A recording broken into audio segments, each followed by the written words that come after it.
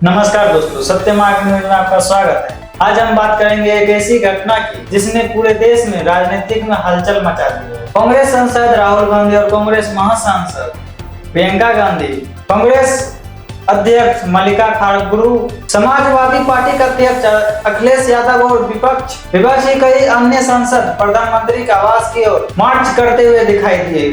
लेकिन कुछ ही देर बाद दिल्ली पुलिस ने उन्हें हिरासत में ले लिया। लेकिन ऐसा क्या हुआ कि विपक्ष के बड़े नेताओं को पुलिस ने रोक दिया? क्या यह लोकतांत्रिक विरोध या सुरक्षा उल्लंघनों का नियम है? सरकार का क्या कहना है और विपक्ष का क्या आरोप है? इन सभी सवालों का जवाब आज विस्तार से जानेंगे।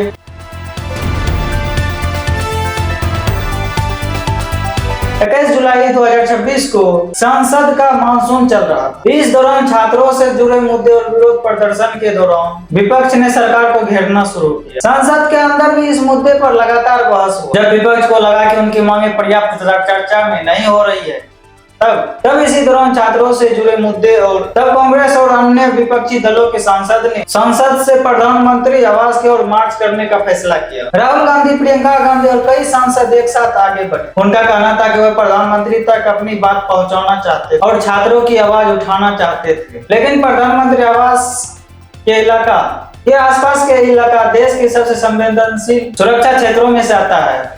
यहाँ पर बिना अनुमति का प्रदर्शन करना प्रतिबंधित होता है। जैसे ही प्रदर्शनकारी उस क्षेत्र की ओर पहुंचे तो दिल्ली पुलिस ने सुरक्षा बलों के साथ उन्हें घेर लिया। कुछ देर तक नारेबाजी हुई, वहीं पर विपक्षी नेता धरने पर बैठ गए। माहौल धीरे धीरे तनावपूर्ण हो गया। इसके बाद पुलिस भी अपनी कार्रवाई शुरू कर वीडियो और तस्वीरों में देखा गया कि पुलिसकर्मी राहुल गांधी और अन्य नेताओं को वहां से उठाकर पुलिस अपनी हिरासत में लेकर उसे बस में बैठा रहे थे और प्रियंका गांधी भी प्रदर्शन के दौरान मौजूद थी और उन्हें भी हिरासत में ले लिया गया। यह तस्वीर कुछ ही देरों में पूरा वायरल हो गई और पूरे देश में राजनीतिक की बहस तेज हो गई। अब सवाल यह उठता कि आखिर पुलिस हिरासत में क्यों लिया? दिल्ली पुलिस का कहना था कि प्रधानमंत्री का आवास एक हाई सिक्योरिटी का जोन है। यहाँ पर बिना अनुमति का प्रदर्शन करना सुरक्षा नियमों का उल्लंघन माना जाता है। पुलिस के दौरान प्रदर्शनकारियों को पहले ही रोकने की कोशिश की गई, लेकिन जब वह आगे बढ़ते रहे और धरना देने लगे तब पुलिस ने उसे हिरासत में ले लिया। दूसरी ओर अन्य विपक्षी दलों ने कार्रवाई को लेकर लोकतांत्रिक का हनन बताया। उनका कहना था कि वह शांतिपूर्वक तरीके से अपनी मांगे प्रधानमंत्री तक पहुंचाना चाहते थे, लेकिन उन्हें ऐसा करने से रोक दिया गया। राहुल गांधी ने कहा कि लोकतंत्र में जनता और विपक्षी दल को अपनी बात रखने की अधिकार है। उनका आरोप था कि सरकार आवाज को दबा रही है। प्रियंका गांधी ने भी कहा कि छात्रों और युवाओं के मुद्दे पर सरकार को जवाब देना चाहिए। उनका कहना था कि यदि सरकार जनता की समस्या नहीं सुनी जाएंगी तो विपक्ष सड़क पर ऊपर उतरकर आवाज उठाता रहेगा। इसके बाद संसद के अंदर भी इस मुद्दे पर जबरदस्त हंगामा हुआ। विपक्षी सांसदों ने पुलिस कार्रवाई का विरोध किया, जबकि सरकार की ओर से कहा गया है कि सुरक्षा नियमों सभी के लिए समान है और किसी को भी प्रधानमंत्री की आवास के आगे धरना प्रदर्शन की अनुमति नहीं दी जा सकती।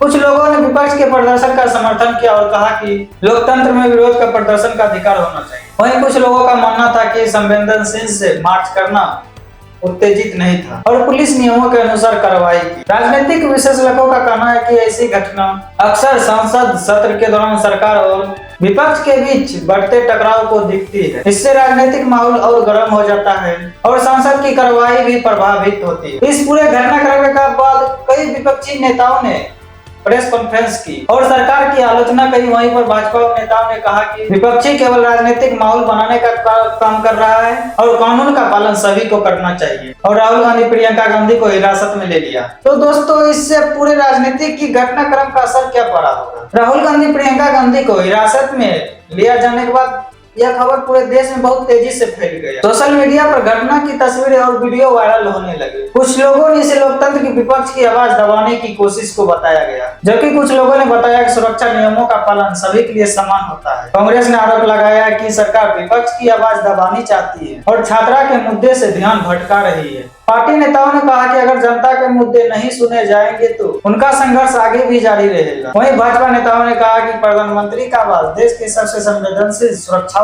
से एक है। वहां पर बिना अनुमति के मार्च करना नियमों के खिलाफ है। वहीं पर पुलिस ने केवल कानून सुरक्षा व्यवस्था बनाए रखने की कार्रवाई की और कुछ समय बाद रियासत में लिए गए नेताओं को रिहा कर दिया गया। और इसके बाद संसद में भी कुछ मुद्दे पर जोरदार हंगामा हुआ, जबकि विपक्ष ने सरकार से जवाब मांगा और सरकार ने विपक्ष पर राजनीतिक नाटक करने का आरोप लगाया। राजनीतिक विशेषज्ञों का मानना है कि ऐसी घटनाएं लोकतंत्र का हिस्सा होती है, लेकिन विरोध प्रदर्शन और सुरक्षा व्यवस्था के बीच संतुलन बनाए रखना उतना ही जरूरी है। एक तरफ विपक्ष अपनी बात रखने का अधिकार मांगता और दूसरी तरफ सरकार सुरक्षा एजेंसियों की जिम्मेवारी संवेदनशील इलाकों की सुरक्षा सुरक्षित करना होती है। अब सबसे बड़ा सवाल यह उठता है, क्या प्रदर्शन से छात्रों और युवाओं के मुद्दे कोई ठोस समाधान निकलेगा? क्या सरकार विपक्ष की मांगे पर विचार करेगी या फिर आने वाले दिनों में संसद और सड़क दोनों जगह राजनीतिक टकराव और बढ़ेगा? इन सवालों का जवाब आने वाला समय देगा। फिलहाल इतना जरूरी कहा जा सकता है कि राहुल गांधी और प्रियंका गांधी अन्य विपक्षी नेताओं को हिरासत ने देश की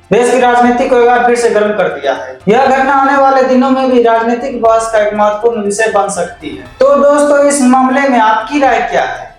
क्या पुलिस की कार्रवाई सही था या विपक्ष का विरोध लोकतांत्रिक अधिकार था? अपनी राय कमेंट में जरूर बताएं। अगर यह वीडियो आपको पसंद आया हो तो वीडियो को लाइक करें, सब्सक्राइब करें और हाँ, बेल आइकन दबाना ना भूलें।